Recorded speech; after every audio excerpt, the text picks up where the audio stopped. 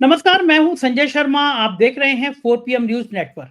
गोदी मीडिया के चैनलों में बड़ा सुर्खियों में चल रहा है कि इंडिया गठबंधन खत्म, दिल्ली विधानसभा के चुनाव में खत्म, अब सब लड़ाई हो गई। हालांकि बात अगर दूर से देखेंगे तो एक नजरिया दिखता भी है, क्योंकि इंडिया गठबंधन के जितने घटक दल हैं मुख्य बड़े बड़े, उन सब ने कांग्रेस के मुकाबले केजरीवाल को समर्थन दे दिया है। चाहे वो अखिलेश यादव हो, चाहे ममता दीदी हो या शिवसेना हो, सब ने कहा कि केजरीवाल इंडिया गठबंधन के नेता हैं, उनको हम समर्थन कर रहे हैं। अब कांग्रेस अलग थलग पड़ गई। मैंने इन मुद्दों पर अभय दुबे जी से बात की। अभय जी मेरे तर्क से सहमत नहीं थे। उन्होंने कहा इंडिया गठबंधन और मजबूत होगा। इंडिया गठबंधन के अलग अलग नेता हैं। उन्होंने कहा कि जैसे बिहार में तेजस्वी इंडिया गठबंधन के नेता हैं, अखिलेश यादव उत्तर प्रदेश में है, और उन्होंने ये भी कहा कि कांग्रेस ने गलती करी है दिल्ली विधानसभा चुनाव में, क्योंकि कांग्रेस कहीं लड़ाई में नहीं है। उन्होंने बहुत जबरदस्त उदाहरण दिए हैं, आप सुनेंगे चौंक जाएंगे। मुझे भी कांग्रेस के कुछ नेताओं का इतना इतिहास याद नहीं था दिल्ली विधानसभा के चुनाव के परिप्रेक्ष्य में, जितना उन्होंने बताया। तो रोचक बातचीत है और राजनीति को इन्हीं नजरियों से देखना और समझना चाहिए। किसी भी राजनीतिक पहलू के कई मतलब होते हैं। तो चलते हैं अभय दुबे जी से, दिल्ली की राजनीति को और देश की राजनीति को दोनों संदर्भों में जोड़ने की और समझने की कोशिश करते हैं। जरूर बताइएगा कि बातचीत कैसी है। सब्सक्राइब और ज्वाइन पहले कर लीजिएगा। सुनिए अभय जी की बात। 4 PM न्यूज नेटवर्क में स्वागत है अभय दुबे जी आपका। दिल्ली के विधानसभा चुनाव की अभी पूरी तरह से रणभेदी बजी बजी है कि भारतीय जनता पार्टी के लिए थोड़ी सी खुशी वाली खबर ये आएगी, क्योंकि इंडिया गठबंधन का जो ताना बाना था वो लगभग बिखरता हुआ नजर आ रहा है बीजेपी को। अरविंद केजरीवाल और कांग्रेस आमने सामने आ गए हैं। कांग्रेस केजरीवाल पे बहुत गंभीर आरोप लगा रही है। उधर इंडिया गठबंधन में जितने लोग शामिल हैं, अखिलेश यादव, ममता बनर्जी, शिवसेना, उन सब ने समर्थन कर दिया केजरीवाल का। यानी कांग्रेस लगभग अलग थलग पड़ गई है। उमर अब्दुल्ला ने तो यहां तक कह दिया कि भाई जब जरूरत ही क्या है इंडिया गठबंधन की, ना तो कोई मीटिंग बुलाते हो, ना कोई बातचीत करती है। अगर लोकसभा चुनाव के लिए था तो फिलहाल खत्म कर दीजिए, जब लोकसभा चुनाव आएगा तब देखेंगे। तो क्या ये कांग्रेस की गलती हो गई? क्या दिल्ली का चुनाव कांग्रेस को आम आदमी पार्टी के साथ मिलकर लड़ना चाहिए था? कम सीटें देते, दो चार पांच दे देते, लेकिन इंडिया गठबंधन का स्वरूप तो बचा रहता। आज की तारीख में जिस तरह से इंडिया गठबंधन के लगभग सभी बड़े सहयोगी अरविंद केजरीवाल के पीछे खड़े हो गए हैं, इसके पीछे क्या कारण है? और क्या वाकई में ये माना जाए कि इंडिया गठबंधन फिनिश, खत्म? देखिए, पहली बात तो ये है संजय जी, मैं आपकी इस बात से सहमत नहीं हूं कि इंडिया गठबंधन खत्म हो गया है। अभी संसद में जब बहस हो रही थी तो केवल अदानी के मसले को छोड़कर बाकी सभी मसलों पर जो गैर भाजपा विपक्ष था वो एक था। इससे पिछले वाले अधिवेशन में भी संसद के गैर भाजपा विपक्ष सभी मसलों के ऊपर एकजुट था। मैं तो मानता हूं इंडिया गठबंधन बहुत से मसलों पर पहले से ज्यादा मजबूत हुआ है। अभी जो एक देश एक चुनाव के सवाल के ऊपर जो बैठक हुई है, उस बैठक में जनता दल यूनाइटेड की आवाज में और कांग्रेस की आवाज में कोई फर्क नहीं है। नीतीश कुमार की पार्टी ने जमकर विरोध किया है एक देश एक चुनाव के सवाल का। उन्होंने सवाल ही उठाए हैं कि ये बेतुकी बात है, इस तरह से नहीं हो सकता है। अगर बीच में राज्य सरकारें गिर जाएंगी तो फिर चुनाव का खर्चा कम होने की बजाय और बढ़ जाएगा। फिर दूसरी पार्टी जैसे कि जगन मोहन रेड्डी की पार्टी है आंध्र प्रदेश में, जो आंध्र प्रदेश का प्रमुख विपक्षी दल है, वो खुलकर कह रही है कि ईवीएम को हटाया जाए और कागज के मतपत्रों से चुनाव कराया जाए। तो इंडिया गठबंधन की ताकत तो पहले के मुकाबले और बढ़ रही है। मैं हमेशा ये मानता हूं कि लोकसभा चुनाव की राजनीति को विधानसभा चुनाव की राजनीति से उसका घालमेल नहीं किया जाना चाहिए। जो पार्टियां ऐसा करती हैं या जो समीक्षक ऐसा करते हैं, वो या तो शरारतन ऐसा करते हैं या अज्ञानतावश ऐसा करते हैं। अब आप सोचिए जरा इस बात के ऊपर। तृणमूल कांग्रेस ने आम आदमी पार्टी का समर्थन किया है, समाजवादी पार्टी ने आम आदमी पार्टी का समर्थन किया है, उद्धव ठाकरे की शिवसेना ने आम आदमी पार्टी का समर्थन किया है? मतलब तकरीबन सभी इंडिया गठबंधन की सभी मजबूत स्टालिन द्रविड़ मुनेत्र कजगम ने स्टालिन की पार्टी ने आम आदमी पार्टी का समर्थन किया है। जितनी भी शक्तिशाली क्षेत्रीय दल हैं, सबने दिल्ली के चुनाव में आम आदमी पार्टी का समर्थन किया है। अच्छा, आप जरा उलट सोचिए, कल्पना कीजिए, थोड़ी सी कल्पना कीजिए कि सारी पार्टियां कांग्रेस का समर्थन कर रही हैं। तो क्या इनके समर्थन से कांग्रेस के 4.25% वोट बढ़ के 45% हो जाएंगे? एकदम नहीं होंगे। एकदम। आप दिल्ली के किसी भी व्यक्ति को जो राजनीति की जरा सी भी जानकारी करता है उससे पूछिए, तो हंसने लगेगा इस बात के ऊपर। अच्छा, सारे क्षेत्रीय शक्तियों के जो नेता हैं वो बुद्धिमान हैं, राजनीति में पारंगत हैं, राजनीति की नब्ज पे उनकी उंगलियां रखी हुई हैं। वो ये जानते हैं कि दिल्ली में बीजेपी को कौन हरा सकता है, तो वो कांग्रेस का समर्थन क्यों करेंगे? क्या वो पागल हैं? मेरा मानना है कि अगर अखिलेश यादव कांग्रेस का समर्थन करते तो मैं समझता कि मैं कहता, और ममता बनर्जी कांग्रेस का समर्थन करती, उद्धव ठाकरे कांग्रेस का समर्थन करते, शरद यादव कांग्रेस का समर्थन करते, तो मैं कहता इन लोगों का दिमाग घूम गया है। महाराष्ट्र में कांग्रेस की पृथ्वीराज चौहान कितने बड़े नेता हैं, उन्होंने क्या बयान दिया है? उन्होंने बयान ये दिया है कि दिल्ली में आम आदमी पार्टी चुनाव जीत रही है, कांग्रेस को उससे समझौता करना चाहिए। तुरंत ही संजय राउत ने उनका समर्थन किया है। तो ये बिल्कुल बेकार की बात है कि क्षेत्रीय शक्तियों को चाहिए कि वो कांग्रेस का समर्थन करें।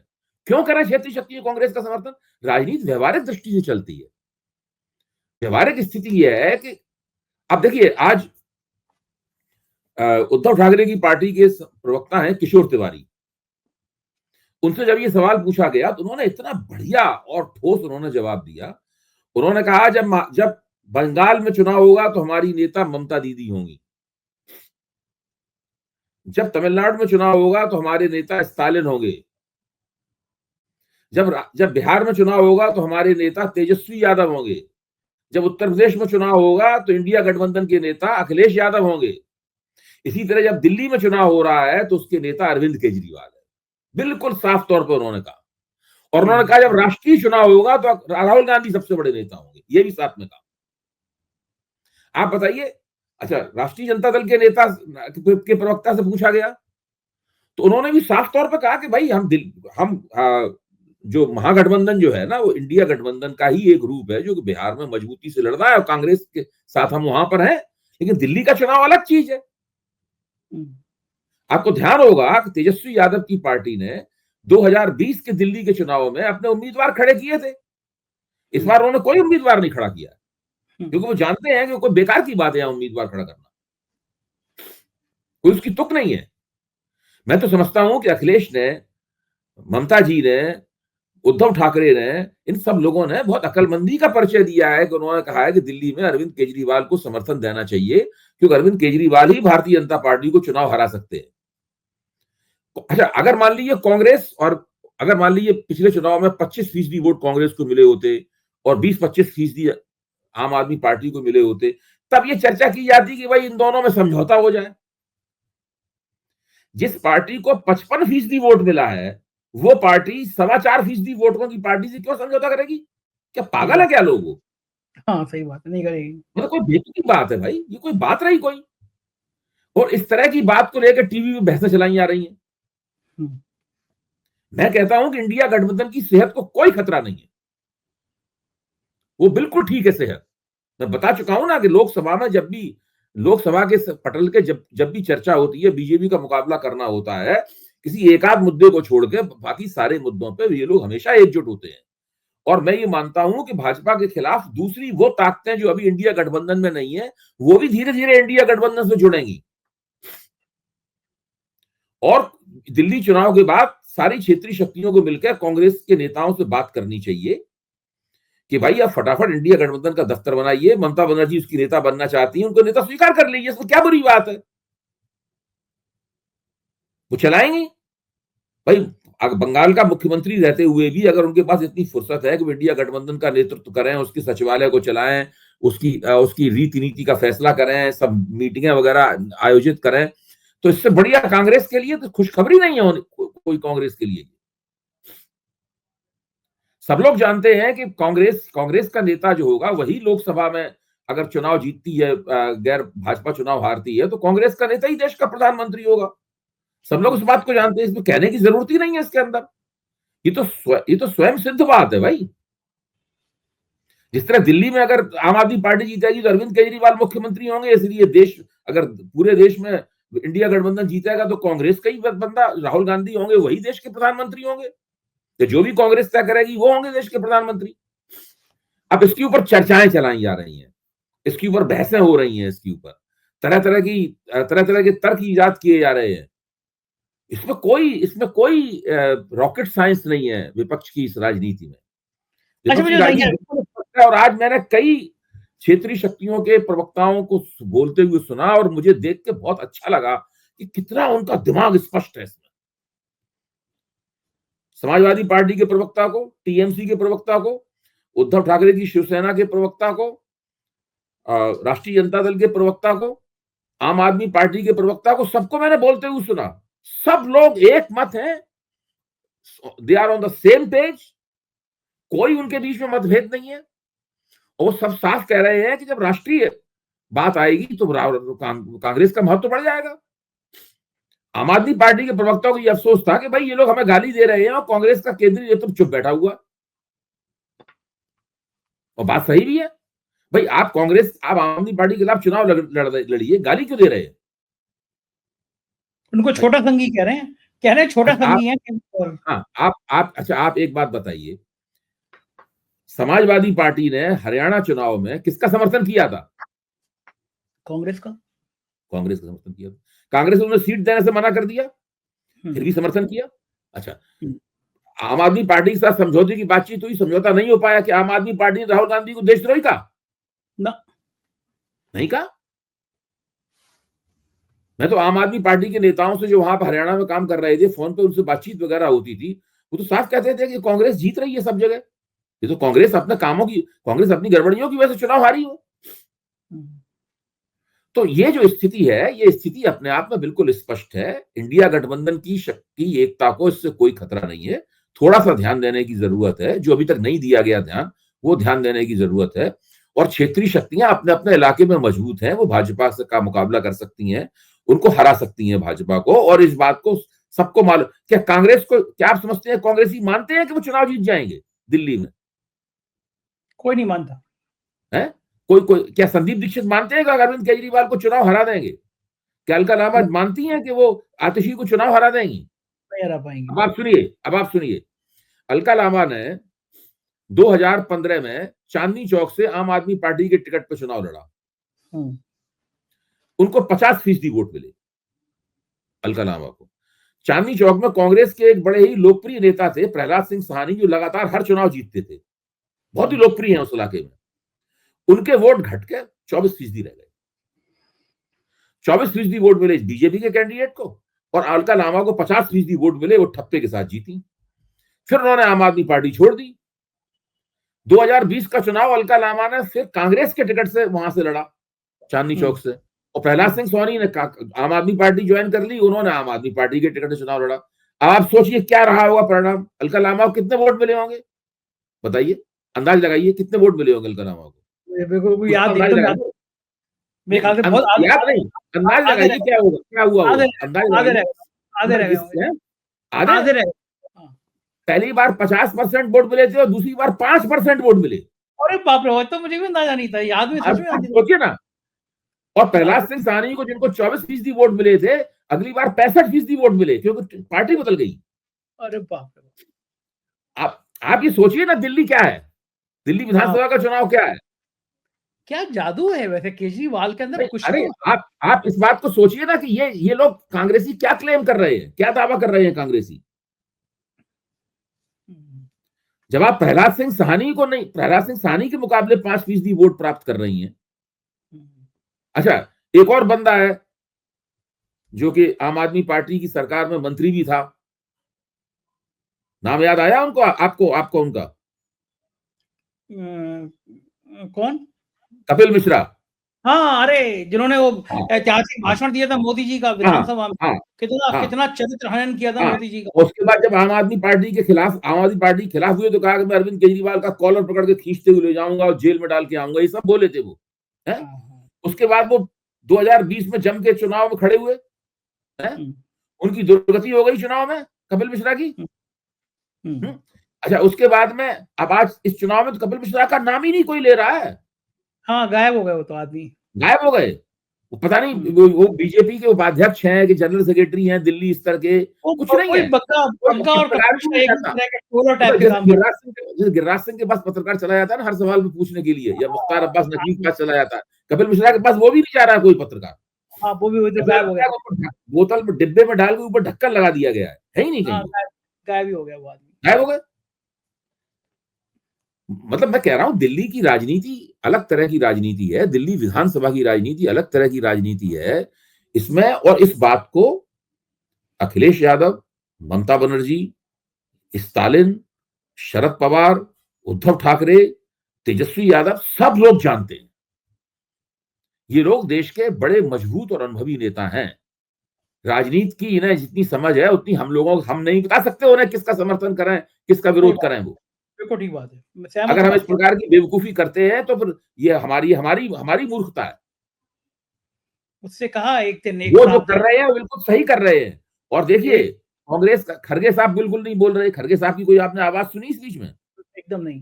राहुल गांधी तो वियतनाम में है, वो तो हिंदुस्तान में है ही नहीं, वो बिल्कुल नहीं बोल रहे। वियतनाम से भी अपना संदेश दे सकते थे, बयान दे सकते थे। हाँ, वो नहीं बोल रहे क्योंकि वो जानते हैं कि इस वक्त बोलना उनके लिए मुनासिब नहीं है। ये भी रणनीति है। हाँ, खामोश रहना ये ठीक है। अच्छा मुझे बताइए अभय जी, अगर थोड़ा सा कांग्रेस अकल के काम कर लेती, मैं कह रहा हूँ 5 सीटें दे केजरीवाल, 5 तो दे ही देते, हर हालत में दे देते। क्यों देते? मैं कह रहा हूँ 5 तो दे ही देते। आप अगर ये कहते राहुल गांधी तो 5 तो दे ही देते वो। जब तेजस्वी यादव से अभी इंटरव्यू हुआ, हाँ, कि बिहार में आप बिहार में अगर वो नीतीश कुमार आपके साथ आने के लिए तैयार हो जाएगा, तो उन्होंने कहा कि बिहार में हम किसी को कुछ नहीं दे सकते, अगर बिहार में ही हम सीटों का साझा करने लगे तो हम क्या राजनीति करेंगे।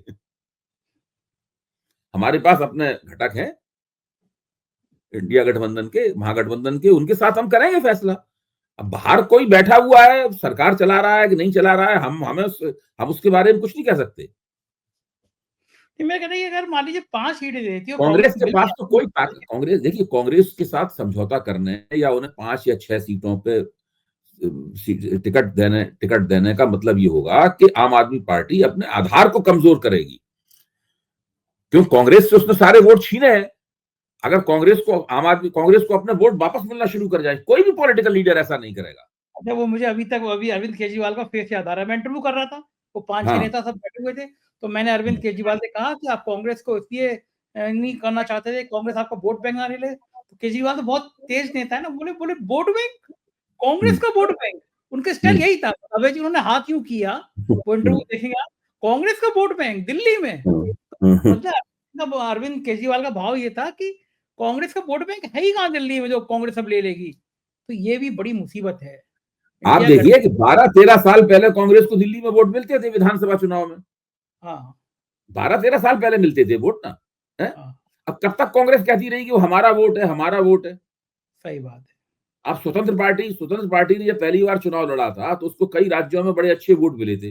अब आप स्वतंत्र पार्टी के नेता ये कहेंगे साहब कि फलानी जगह गुजरात में, वहां पे आंध्र प्रदेश में, और वहां पे हमें वोट अच्छे मिले थे, तो हमें राजस्थान में हमें बड़े अच्छे वोट मिले थे, तो हमारा वोट बैंक है वो।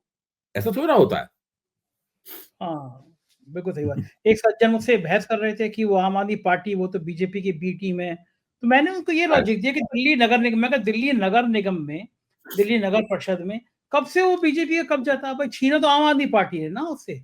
आप बताइए कि दिल्ली में जो लोग ये कहते हैं वो तो बेकार की बात है। दिल्ली में बीजेपी को कौन हरा रहा है चुनाव?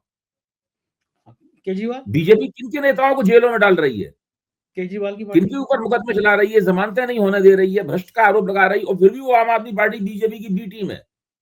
सही बात है, बिल्कुल सही बात है, सहमत हूं। मतलब आम आदमी पार्टी दिल्ली छोड़ के चली जाए और कांग्रेस से कहे कि आप लड़िए, हम आपको समर्थन देते हैं, हम जा रहे हैं दिल्ली छोड़ के, हाँ, संन्यास तब ले लेंगे। तो बीजेपी विरोधी होगी। मतलब इस तरह की बकवास जो होती है ना, इस ऐसी बकवास को तो एक कान से सुन के ये जवाब देने काबिल भी नहीं है। असल में केजरीवाल भी, मतलब मैंने तो उनसे पूछा था कि शुरू में वो इतने डैशिंग थे ना, मुझे याद आ रहा है कि वो सुधीर चौधरी वाला चैनल आज तक, वो फालतू की खबरें चला रहा था उनके खिलाफ लगातार। तो कोई भी नेता आमतौर पे मीडिया से भिड़ता नहीं है। अब वो इनकी बात तो सुनी नहीं जा रही थी, इन्होंने सारे अखबारों में एक फुल पेज का विज्ञापन आज तक के खिलाफ दिया। ये मेरे ख्याल से भारतीय इतिहास में पहली बार होगा कि किसी मुख्यमंत्री ने किसी चैनल के खिलाफ फुल पेज विज्ञापन दिया हो कि इनके झूठ के कारनामे। उसके बाद आज तक एकदम बैकफुट पे आ गया, चुप हो गया, बोला नहीं। अब ये कांग्रेस के नेता जो हैं, ये कहते हैं कि हम इस राहुल कंवल का बायकॉट करेंगे। इन्होंने राहुल गांधी के खिलाफ टिप्पणी करी है और बड़े से बड़े दिग्गज नेता वही राहुल कंवल से बात करते हुए नजर आते हैं। प्रमोद कृष्णन को जन्मदिन की बधाई देते हैं, जो दिन रात राहुल गांधी को गिराए रहते हैं। ये कांग्रेस के अंदर ये जो बड़ापन दिखने की कोशिश है, मैं देखता हूँ कई नेता ऐसे हैं तो सुधीर चौधरी को घर पे बुलाते हैं, फोटो खिंचाते हैं, लंच करते हैं। राहुल ये एक तरह के अच्छा भी है, मैं मान सकता हूँ डेमोक्रेटिक। अजय माकन कोई चुनाव जीत सकते हैं दिल्ली में? ना, नहीं जीत सकते, दावा नहीं जीत सकते। अच्छा, अब आप भाजपा के जो प्रदेश अध्यक्ष हैं वीरेंद्र सचदेव हैं, वो अपने मोहल्ले का चुनाव नहीं जीत सकते। और वो जानते हैं इस बात को, इसलिए वो खुद ही चुनाव की रेस से बाहर हो गए। उन्होंने कह दिया भाई हम विधानसभा का चुनाव नहीं लड़ेंगे। हाँ, अच्छा, सही बात है। हमारे केजरीवाल के खिलाफ भाजपा ने उतारा है प्रवेश वर्मा को। जब प्रवेश वर्मा एमएलए की राजनीति करते थे, एमएलए भी तो रहे हैं प्रवेश वर्मा, जब एमएलए की राजनीति करते थे तो वो क्या नई दिल्ली से टिकट मांगते थे? वो तो मुंडका वगैरह इन दूसरी जगहों से टिकट मांगते थे। नई दिल्ली में तो उनका कोई प्रभाव क्षेत्र नहीं है, उनकी बिरादरी के लोग भी नई दिल्ली में नहीं रहते। आप विधूड़ी को लीजिए, रमेश विधूड़ी को, वो कालका से आतिशी के मुकाबले लड़ रहे हैं। वो गुर्जर समाज से आते हैं विधूड़ी। क्या कालका कॉन्स्टिट्यूंसी में गुर्जर वोटर हैं क्या? इन लोगों ने केवल दिखावे के लिए इन लोगों को खड़ा कर दिया है। ये वही दोनों व्यक्ति हैं जिनके खिलाफ लोकसभा चुनाव से पहले भाजपा ने सर्वे करके ही जाना था कि इन्हें अगर लोकसभा का टिकट दे दिया तो ये हार जाएंगे चुनाव, इसलिए टिकट काटा गया था विधूड़ी और प्रवेश वर्मा का। विधूड़ी और प्रवेश वर्मा। तो वो जब लोकसभा में जब मोदी की लहर चलती है और दिल्ली के सारे लोग लोकसभा में जिताते हैं 7 सीटों पे भाजपा को, जब भाजपा को यकीन नहीं था कि ये दोनों लोकसभा का चुनाव नहीं जीत सकते तो विधानसभा का चुनाव क्या खा के जीतेंगे? सही बात है।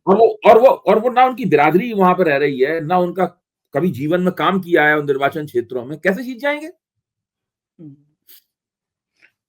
अच्छा, आपके हिसाब से अगर ये सब बातें सही हुई तो कांग्रेस एक बहुत बड़ी ऐतिहासिक हार का सामना करेगी दिल्ली में, तो ज्यादा फजीयत नहीं होगी? अरे भाई, कांग्रेस की क्या पिछले बार ऐतिहासिक हार नहीं हुई थी? 4.25% वोट, 0 सीट। उससे पिछले वाले चुनाव में भी क्या हुआ था? 0 सीट। 0 से भी कम सीटें हो सकती हैं क्या? जमानत जब्त ना हो, आप सोचो, जमानत जब्त, अधिकतम सीटों पर जमानत जब्त। जिस पार्टी को 4.25% वोट मिला होगा उसकी जमानत कहां बची होगी? अच्छा, क्या अब कोई सूरत है कि बीजेपी कांग्रेस का वोट बैंक आपको 15% तक आते हुए नजर आ रहा हो? अरे भाई, कांग्रेस का वोट बैंक अगर 15% आ जाएगा तो बीजेपी यूपी दिल्ली में चुनाव जीत जाएगी।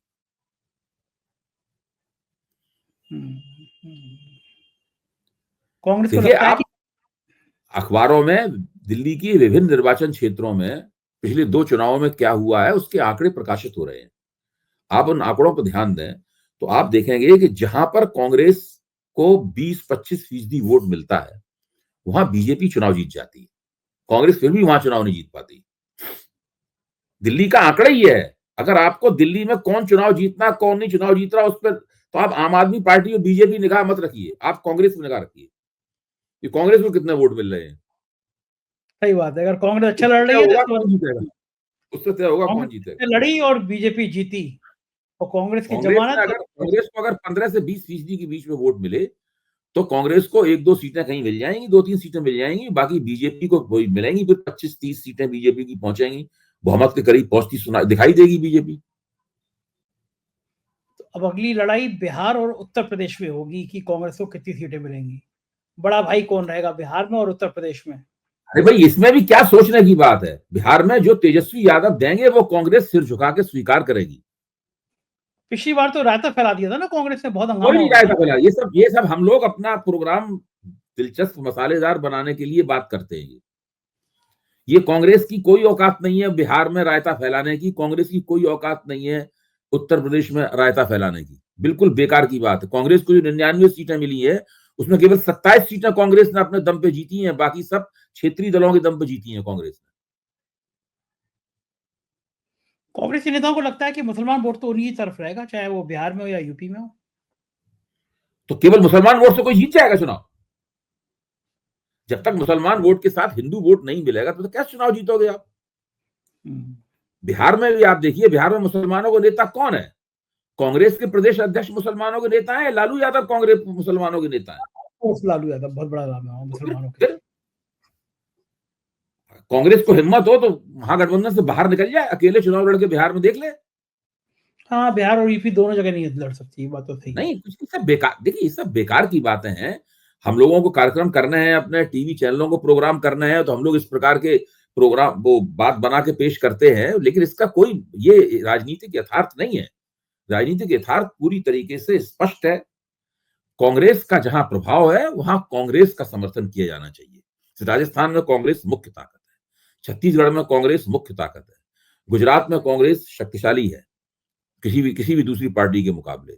पंजाब में शक्तिशाली थी, अब नहीं रही।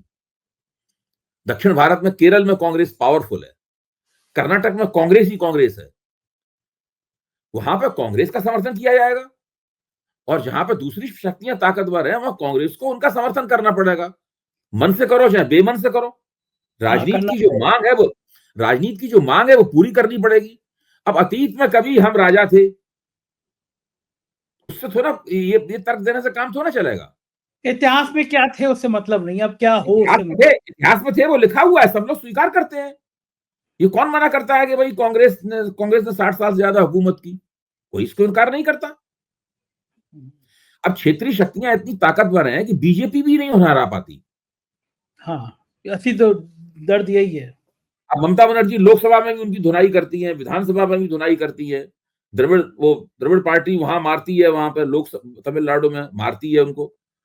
जो क्षेत्रीय शक्तियां हैं वो बीजेपी उनको नहीं हरा पाती विधानसभा में। तो कांग्रेस क्या उनकी जगह लेगी? ये भी सब बेकार के आंकड़े हैं कि कांग्रेस मजबूत होगी तो वो कमजोर होंगी, वो कमजोर होंगी तो कांग्रेस मजबूत होगी। ये सब पुरानी बातें हो गई। जब क्षेत्रीय शक्तियां उभर रही थी तब ये 80 90 के दशक में ये बातें सही थी, आज सही नहीं है। तो मजबूत हो ही गई स्थानीय। बहुत शुक्रिया अभय जी, बहुत मजा आया बातचीत में। थैंक यू इतनी जानकारी देने के। ये थे अभय दुबे जी, और अपने लॉजिक से, और अलका लांबा वाला उन्होंने क्या जबरदस्त बताया, मुझे भी याद नहीं था कि कितने वोट मिले थे। ऐसी रोचक बातचीत आपको पसंद आई हो तो बताइएगा, और करते रहेंगे। शुक्रिया, थैंक यू।